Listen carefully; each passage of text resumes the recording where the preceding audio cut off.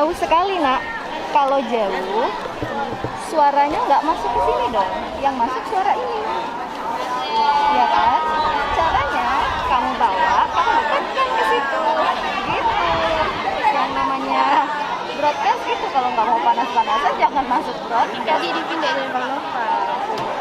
Nopal nih. Enggak. Maju aja. Iya.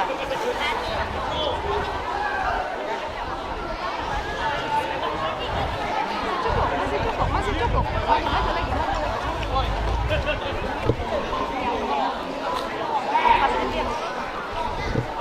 Kentiang kan?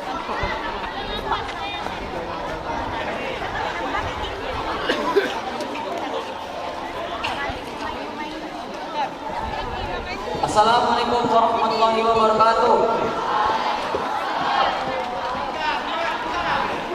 Kami akan memerankan drama cerita rakyat yang berjudul Putri Gunung Labu yang akan dimainkan oleh Bidadari Sophia Rizkita Sosabila, Repalina, Artika Sari, Artika, Devi Novita, dan nelayan sebagai pemeran utama yaitu Destu Angrewan dan para warga yang terdiri dari Ariel Denwarta, Faris Alparido, Ferdi Adrianto, dan Petra Adiosi. Pada suatu zaman, tepatnya pada masa kekuasaan kerajaan Majapahit, kerajaan pada saat itu memiliki pengaruh luas di Nusantara. Salah satu daerah tersebut adalah Pulau Belitung. Pulau Belitung terletak di bagian barat laut Pulau Jawa. Di daerah tersebut terdapat suatu cerita yang sangat menarik. Kisah ini berasal dari daerah pesisir, menceritakan seorang nelayan muda yang gagah berani menikahi seorang bidadari yang turun dari langit. Untuk lebih jelasnya, mari kita simak cerita yang berjudul Putri Gunung Labu.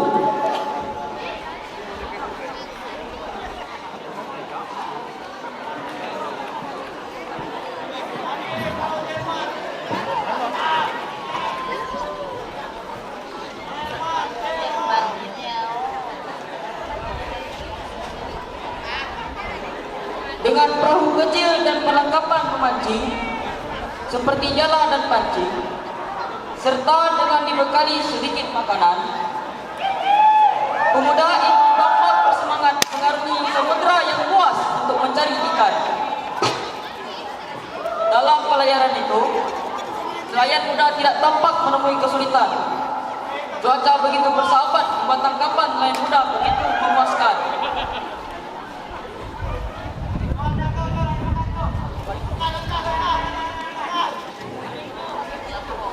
Setelah beberapa hari di pulau tersebut, akhirnya nelayan muda itu mempersiapkan diri untuk berkemas.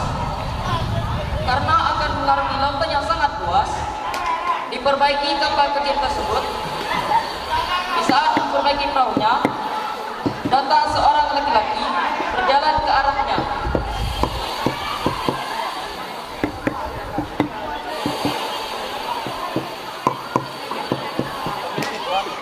Apakah Anda ingin wilayah Kepulauan itu?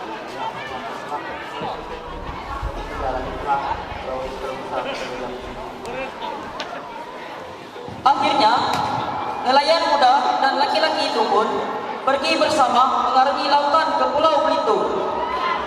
Di setengah perjalanan itu, tiba-tiba laki-laki yang menumpang itu menghampiri nelayan muda tersebut dan menepuk bahu muda nelayan tersebut. Hari ini sangat cerah ya, tapi jika terjadi sesuatu saya perlu carikan ini.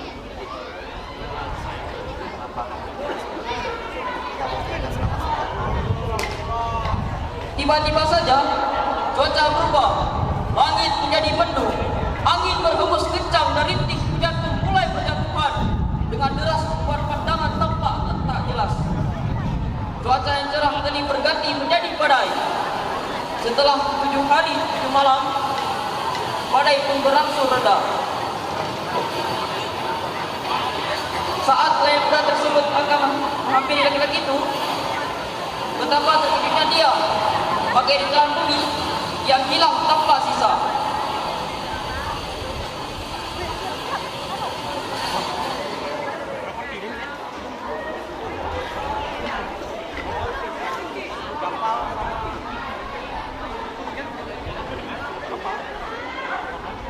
Tiada ampun dalam tragedi itu, membuat perahu beserta seisinya jadi hancur berantakan. Pada akhirnya, ia terdampar di suatu pantai yang berada di pesisir Pulau Belitung. Ia kemudian diselamatkan oleh para penduduk setempat.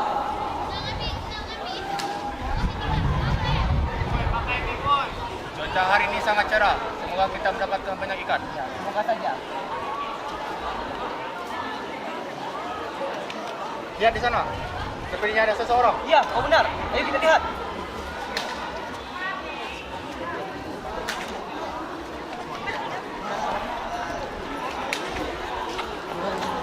Tenang, salah.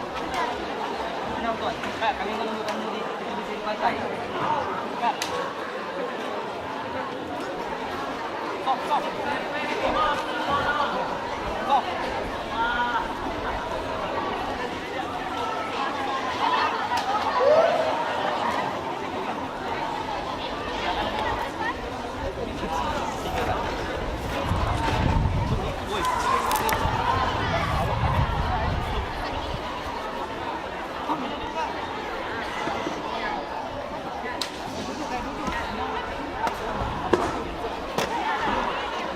Setelah pulih, nelayan muda kembali pulang ke tempat asalnya dan menjalani kehidupan barunya. Walaupun sudah menjalani hidup yang baru, dia terngiang akan ucapan laki-laki yang menumpang di perahunya itu. Akhirnya, ia memutuskan untuk menemui seorang teman akrab yang mungkin bisa membantunya. Ia menceritakan kejadian yang sebenarnya tidak mau diingatkan.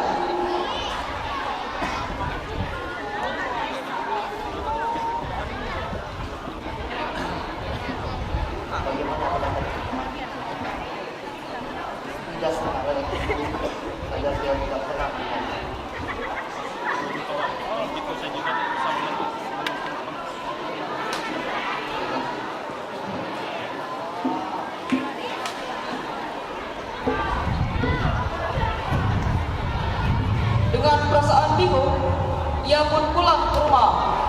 Ia terus berpikir cara memecahkan permasalahannya. Sampai ia tertidur. Dalam tidurnya, ia mendapatkan mimpi berupa petunjuk yang amat ditunggu olehnya.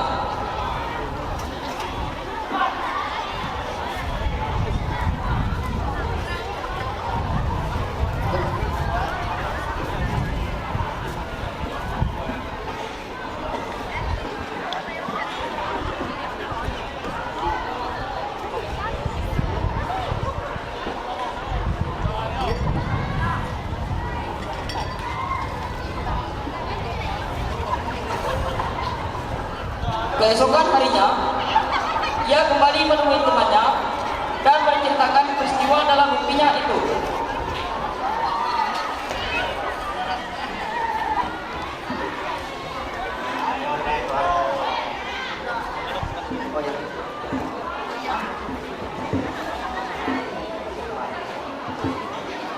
Malam saya berhenti. Kalau kamu ingin menemukan pidana dari memang harus pergi ke rumah. Letaknya di daerah Jakarta.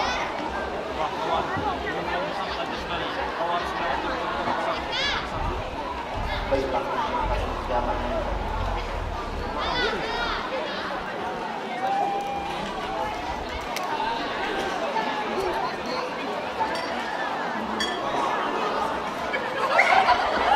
Nelayan muda segera mempersiapkan diri untuk berangkat menuju gunung tersebut.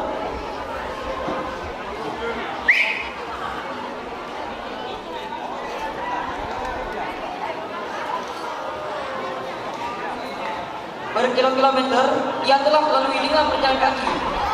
Di akhir perjalanan, ia bertanya kepada warga.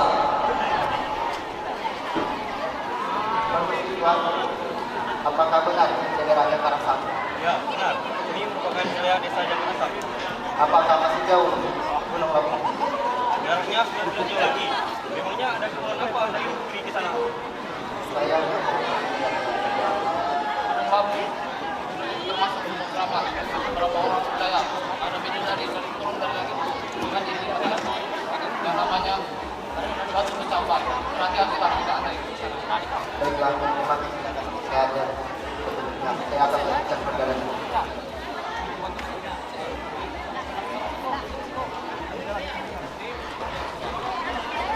Ia pun melanjutkan perjalanan mengikuti arah yang ditunjuk oleh warga tersebut. Sampai ia sampai di tempat yang selama ini ia cari.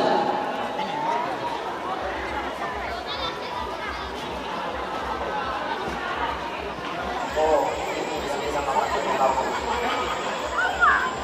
Ia kembali berjalan menelusuri lebatnya hutan serta melihat daerah sekitar untuk memastikan apakah ada orang lain selain dirinya di tempat itu. Apakah ada orang di sini? Kalau tidak ada orang di sini, saya akan melanjutkan besok lagi. Lagian hari sudah menjelang malam.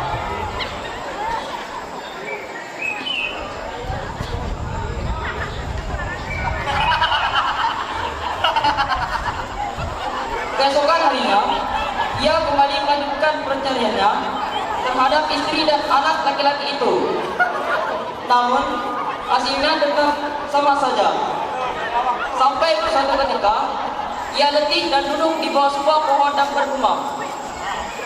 Kalau hari ini saya tidak menemukan istri dan anak lelaki itu, saya akan menyerah.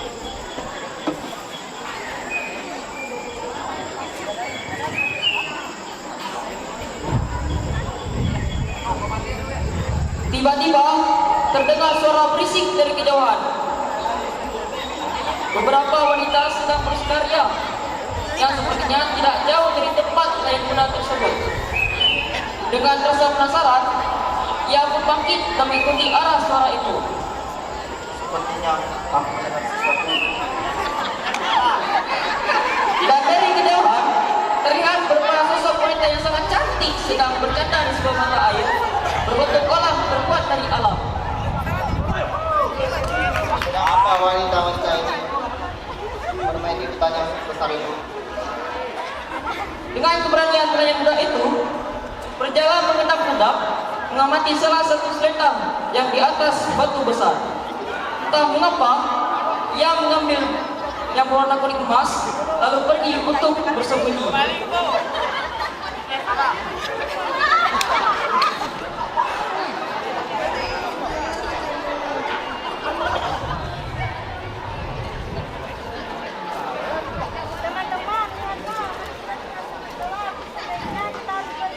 Kau benar, sebaiknya kita harus pergi. Cepat ambil selendang kalian.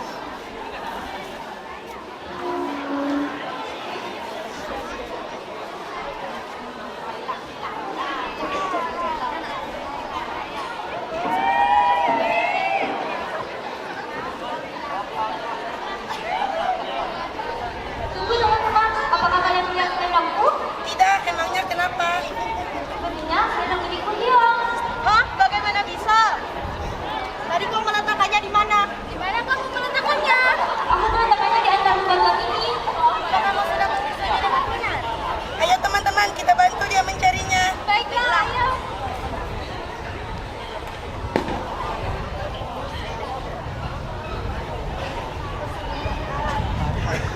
Setelah beberapa lama mencari, teman-teman lainnya pun merasa resah sembari mencari kemana hilangnya selendang itu.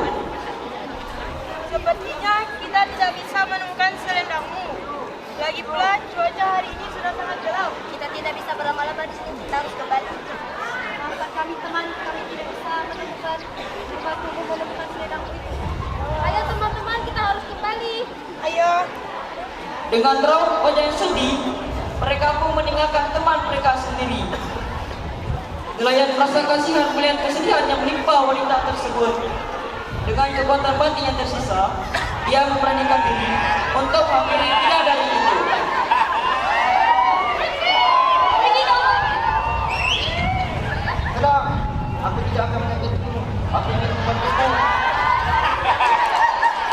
Selain muda tak bisa menutup dirinya dan tak dapat berkata apa-apa. Dia hanya bisa mengagumi ciptaan Tuhan yang ada di depannya. Bidadari itu pun memperkenalkan dirinya yang bernama Gunung Keli. Saya tidak mau. Saya hanya diberi modal. Saya tidak jaga. Alasan, pujukan, dan rayuan manis yang diucapkan oleh muda itu akhirnya membuahkan hasil. Bidadari itu bersedia mengikuti nelayan tersebut karena hanya laki-laki itu yang dikenalnya di bumi dan harus tinggal dengan nelayan itu.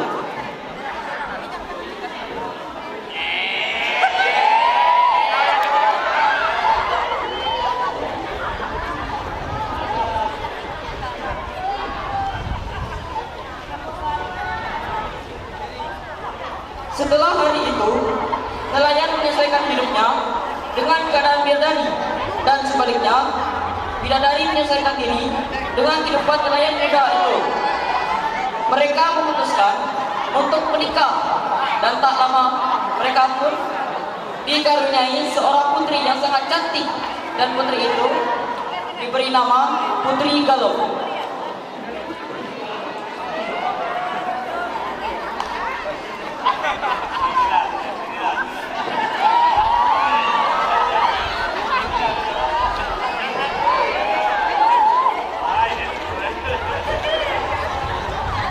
Sampai aja menjemput sang nelayan, tak pernah memberitahukan bahwa dialah yang mencuri selendang istrinya tersebut. Setelah besar, bidadari dan anaknya kembali ke Gunung Labu dan hidup di sana. Dikisahkan bahwa Putri Galuh tidak pernah meninggal sampai saat ini.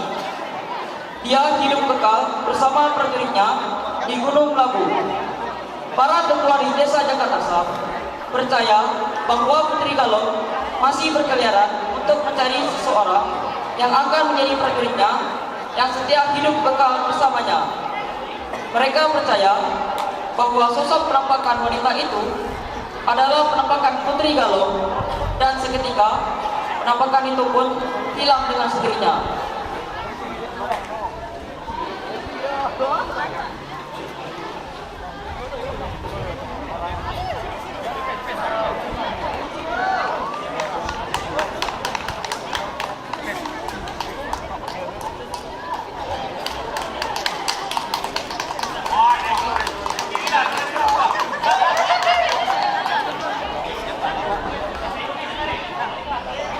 Sekian dari drama kami.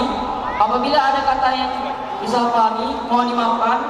Kami ucapkan wassalamualaikum warahmatullahi wabarakatuh.